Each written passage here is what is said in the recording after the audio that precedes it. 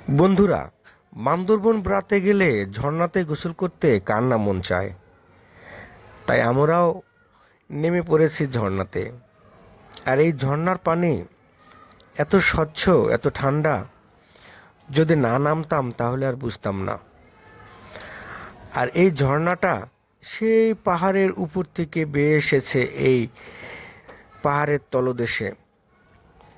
আর আমরা এই ঝর্ণার দৃশ্যগুলো, সৌন্দর্যগুলো ঝর্ণাতে নেমে উপভোগ করছি, আর ঝর্ণাতে একটু গা ভিজানোর চেষ্টা করছি। আর যত পর্যটক আছে তারা সবাই এই ঝর্ণাতে এসে একবার হলেও নামার চেষ্টা করে। কেউ ছবি তোলার জন্য, কেউ গোসল করার জন্য, কেউ বা এই ঝর্ণার পানিতে পা ভিজানোর জন্য।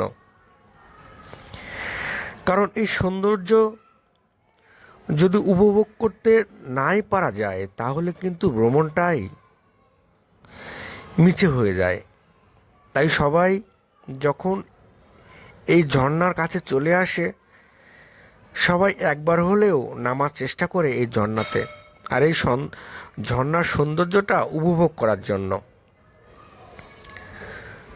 বন্ধুরা, আমার ভিডিওগুলো যদি আপনাদের ভালো লেগে থাকে তাহলে অবশ্যই আমার এই চ্যানেলটি সাবস্ক্রাইব করে দিবেন। নতুন নতুন ভিডিও পাওয়ার জন্য আমার পাশে থাকবেন।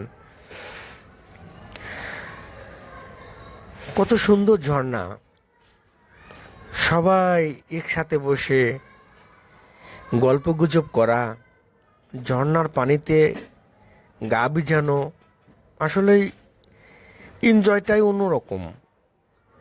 যারা বান্দরবন বেড়াতে আসবেন, ঘুরতে আসবেন, তারা অবশ্যই এই ঝর্ণাতে আসবেন, আর এই ঝর্ণাতে গা ভিজানোর চেষ্টা করবেন।